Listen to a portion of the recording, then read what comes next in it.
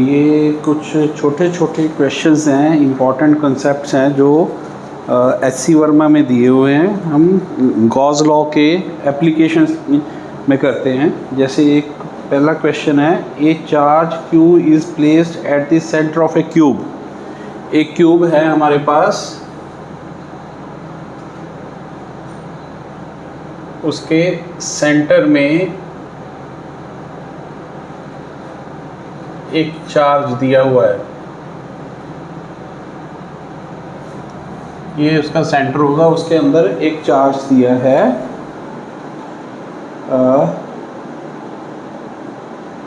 Q।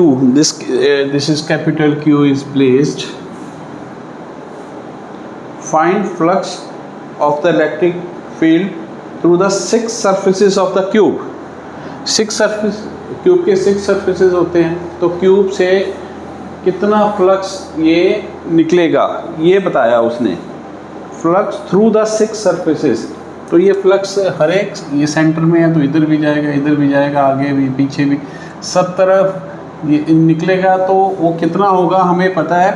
Flux, ये cube एक closed surface है, उसके अंदर चार्ज है, और वो जो flux depends upon charge upon epsilon not, and this is the answer.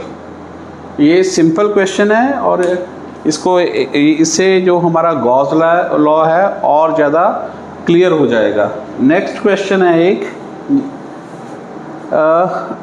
एक charge Q is placed at A distance a/2 above the center of horizontal square surface। ये देखिए, एक चार्ज Q दिया हुआ है हमें और एक हॉरिजॉन्टल, ये देखिए एक स्क्वायर सरफेस है,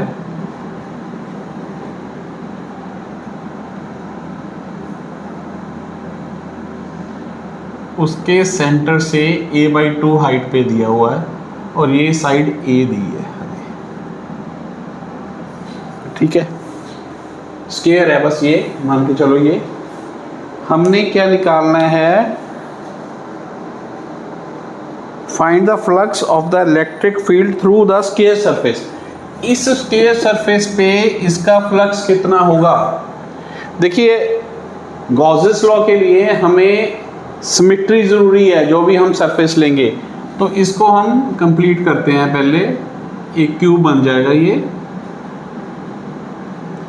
ईच हैविंग साइड, ये थोड़ा सा क्यूब नहीं लग रहा, मैं चलो दोबारा बना देते हैं इसको।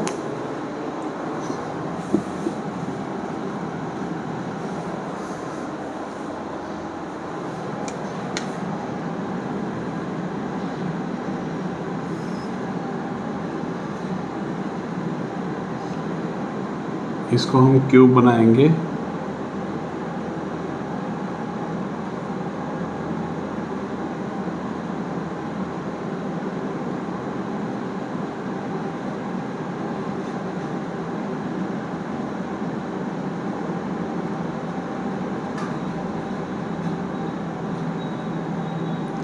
और ये सेंटर से हमें पता है ये a/2 हाइट पे दिया हुआ है, जबकि ये इसकी साइड, जो साइड है ये A है। It mean this cube is having side A। ये A साइड का हमने क्यूब बना दिया और बिल्कुल सेंटर में है। और हमने क्या करना है, सबसे पहले ये a/2 है, सेंटर है, इट मीन्स, तो इसको एक सरफेस, क्लोज सरफेस बना दिया। अब अगर ये क्यूब है तो फ्लक्स कितना होगा according to Gauss law, Q by epsilon naught. और A क्यूब के 6 सरफेसेस होते हैं, और हमने ये भी, ये सरफेस जो है हमें गिवन है, ये वाला एक सरफेस पे निकालना है। तो हमने सिंपली क्या करना है, अगर पूरे क्यूब में Q बाई एप्सिलॉन नॉट है तो एक जो आएगा सरफेस उसमें 6 से डिवाइड कर दो, Q बाई 6 एप्सिलॉन नॉट। ये सिंपल क्वेश्चन है, लेकिन ये आपके बाकी जो न्यूमेरिकल्स हैं उसके कॉन्सेप्ट क्लियर करेंगे कि हमने कैसे करने हैं। अब एक और है, ये एक हेमिस्फीयर दिया हुआ है। क्योंकि जो पिछला क्वेश्चन किया वो सरफेस के ऊपर था, तो हमारा जो गॉस लॉ कहता है इनसाइड, तो इनसाइड करने के लिए हमने उसको सरफेस ड्रॉ कर दिया। अब सेम इस तरह का ये कुछ न्यूमेरिकल है, ये हेमिस्फीयर है, यहाँ पे एक चार्ज क्यू पड़ा है, इसके ऊपर पड़ा है, तो उसने कहा है चार्ज क्यू, ये कैपिटल क्यू दिया हुआ बुक में, ये एच.सी. वर्मा के न्यूमेरिकल्स हैं ये। A charge Q is placed at the center of imaginary hemispherical surface using symmetry arguments and the Gauss's law. Find the flux of the electric field due to this charge. अब देखो वो कह रहा है symmetry भी करनी हमने assume, arguments कर सकते हैं और गॉसेस लॉ अप्लाई करना है, तो ये सिंपल है। अब ये देखिए ये है हेमिस्फीयर के ऊपर पड़ा है, तो हम इसका स्फीयर अगर कंप्लीट करते हैं ये ऐसे आ जाएगा, और एक स्फीयर से हमारा वही ये कहता है गॉसेस लॉ, और हेमिस्फीयर से कितना होगा, this is answer. Hemisphere half होता है, तो स्फीयर से कितना आएगा, अगर if the charge is placed bye inside the sphere that is Q upon epsilon not, close surface है, तो हेमिस्फीयर है तो उसको हमने क्या किया, हाफ कर दिया। इसी तरह से हमारे एक न्यूमेरिकल हम एक और करते हैं, ये भी अच्छा है कि एक हमारे पास दिया है क्यूब दिया हुआ है, एक क्यूब दिया हुआ है हमारे पास,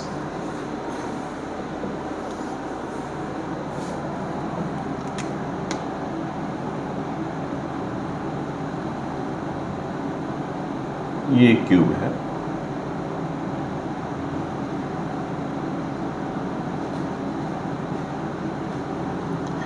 यहां पे एक चार्ज पड़ा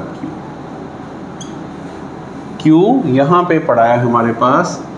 इस चार्ज हमने ये फाइंड करना है कि यह इस क्यूब में कितना चार्ज पास करना है, पासिस थ्रू दिस क्यूब, ठीक है।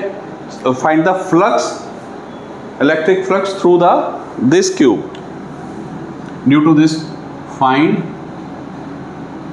यहाँ लिख लेता हूँ, find electric flux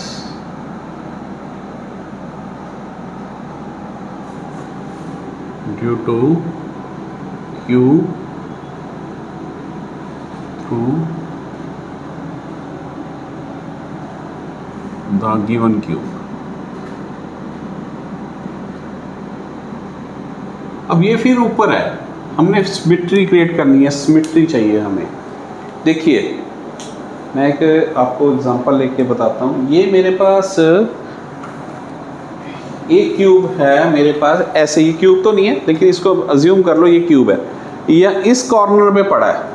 जब इस कॉर्नर पे पड़ा है, इस कॉर्नर पे, तो मैंने क्या है कि इसको सिमेट्री करने के लिए इसके पीछे भी, इसके ऊपर भी क्यूब्स होने चाहिए। जैसे ये मैंने अब ये किया, ये मेरा चार्ज है इस क्यूब पे, मैंने इधर भी लगा दिए, ये एक तरफ से सिमेट्री बन गई, और चार मैंने क्यूब, तीन क्यूब और इस पे लगा दिए, टोटल चार बन गए, और चार ही मैंने ऐसे रख दिए। ये देखिए नाउ ये बिल्कुल सेंटर में सिमेट्री बन गई इसकी।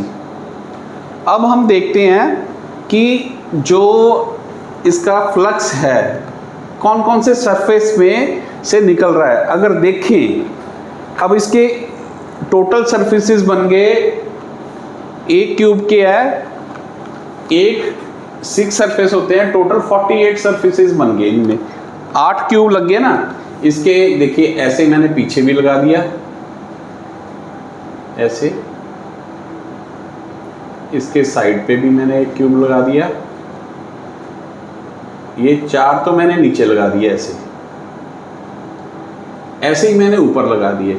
अब जो ये सरफेस है, ये लॉक है, इसमें से कोई फ्लक्स नहीं जाएगा, इसमें से ये 4 ये सरफेसेस ऐसे हैं, और ये भी 4 सरफेसेस ऐसे हैं जहां से ये नहीं जाएगा फ्लक्स।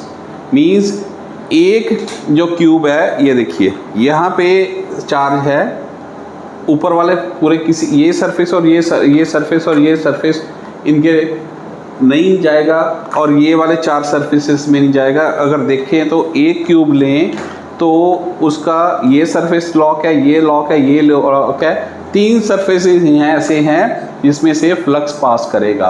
और अगर ये टोटल 8 हमने यहाँ पे क्यूब लगाए हैं और 3 हर एक के 3 सरफेसेस में जा रहा है, तो इट मीन्स हमारे पास कितने सरफेसेस हैं जिसमें से फ्लक्स जा रहा है, वो देखो 8 और 24 सरफेसेस हैं।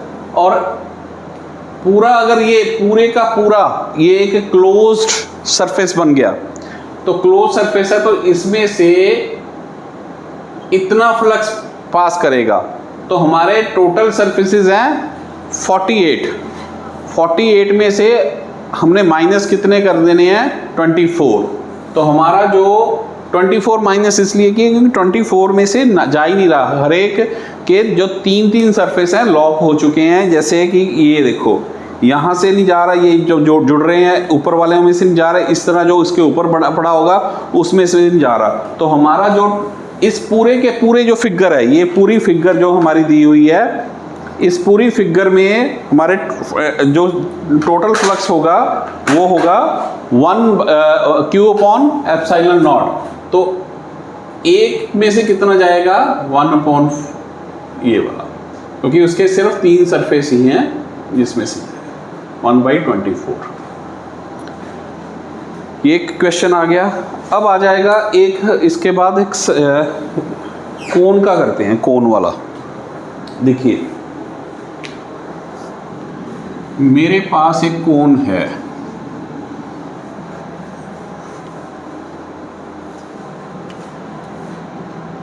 ये कोन है,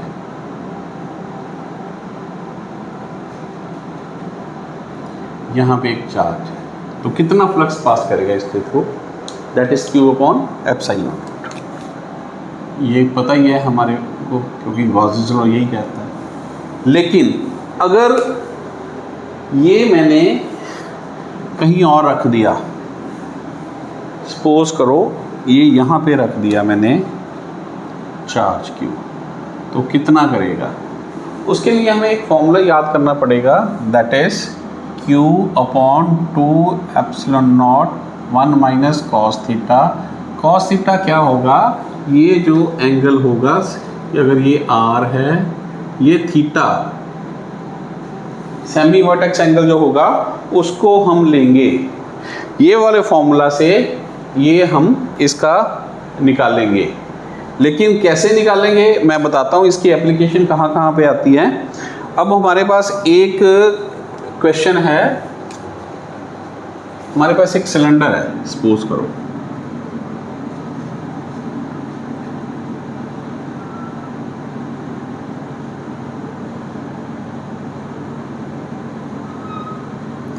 ये सिलेंडर दिया है हमें, ठीक है। अब ये कह रहे हैं कि इस cylinder through the curved surface, ये जो कर्व्ड सरफेस है, ये एक सिलेंडर है, इसके कर्व्ड सरफेस से कितना फ्लक्स पास होगा। और ये अगर हमारे पास इसका रेडियस हमारे पास है r, इसका रेडियस हमारे पास है r, इसकी अगर हमारे पास लेंथ है 2r, तो हमने find flux passing through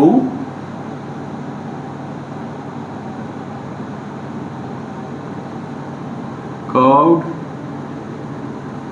surface of the cylinder, ये निकालना है हमने। यहाँ पे चार्ज है हमारा, तो अगर इस पार्ट से इस जो फेस है इसमें से कितना फ्लक्स निकलेगा, ऐसे जाएगा, ऐसे जाएगा, ऐसे ऐसे, इसी तरह से ये वाले में ऐसे,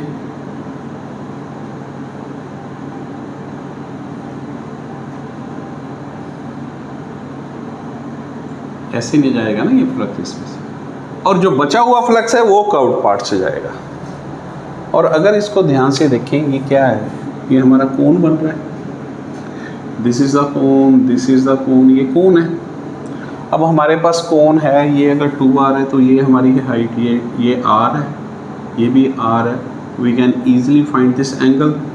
ये हमारी एंगल कैसे निकलेगा, ये देखो ये 90 है, P अपॉन B दोनों इक्वल हैं, R upon R equals to P upon B equals to tan theta, 1 equals to tan theta, and 45 equals to tan theta, और थीटा हमारा आ गया सेमी वर्टेक्स एंगल 45।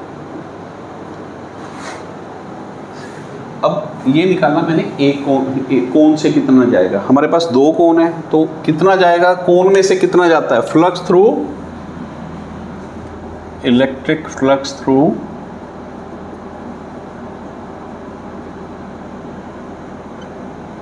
कोण, ये आ गया हमारे पास Q upon 2 epsilon not 1 minus cos 45, theta की value put करते हैं, ये आ गया Q upon 2 epsilon not 1 minus 1 upon √2। ये एक था, अब 2 कौन से कितना होगा, 2 से मल्टीप्लाई कर दें, 2Q upon 2 epsilon not 1 minus 1 upon √2, ये आ गया हमारे पास Q upon epsilon not 1 minus 1 upon √2। अगर तो ये इन सरफेसेस में कहता तो ये हमारा आंसर था, लेकिन उसने कहा है कि हमें निकालना है कि कर्व सरफेस में कितना निकलेगा। अब टोटल कितना जाएगा ये हमें पता है कि टोटल हमेशा हमारा, अगर total flux passing through cylinder वो कितना है, वो हमारा वही सेम होगा Q अपॉन, अब आएगा हमारा, यहाँ पे कर देते हैं टोटल फ्लक्स पासिंग, यहाँ से मैं इधर आ गया, through cylinder,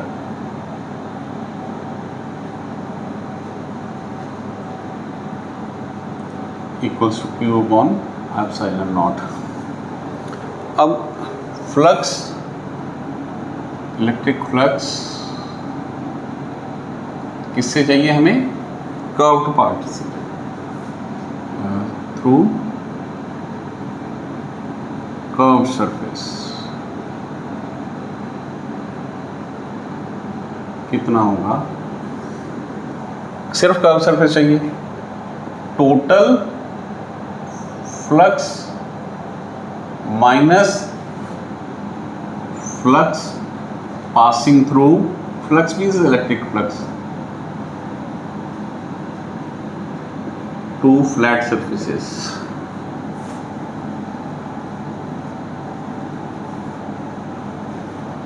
total flux Q upon epsilon naught minus, ये Q कैपिटल डाल लेते हैं, ये Q कैपिटल है हमारे पास, गलती नहीं करनी, 1 माइनस 1 अपॉन √2, इसको सॉल्व करते हैं, Q upon epsilon not common, 1 minus 1 plus 1 by √2, तो हमारे पास जो आंसर आ जाएगा Q upon √2 epsilon not answer. ये हमारा आ गया सिलेंडर से। और ये बस ये क्वेश्चन, ये सिलेंडर वाला हो गया हमारा, कोन वाला हो गया, और कोन का मैंने एक सिंपल करा दिया, अगर बीच में दिया है तो हो गया। चलो बाकी इसकी एप्लीकेशंस बाद में।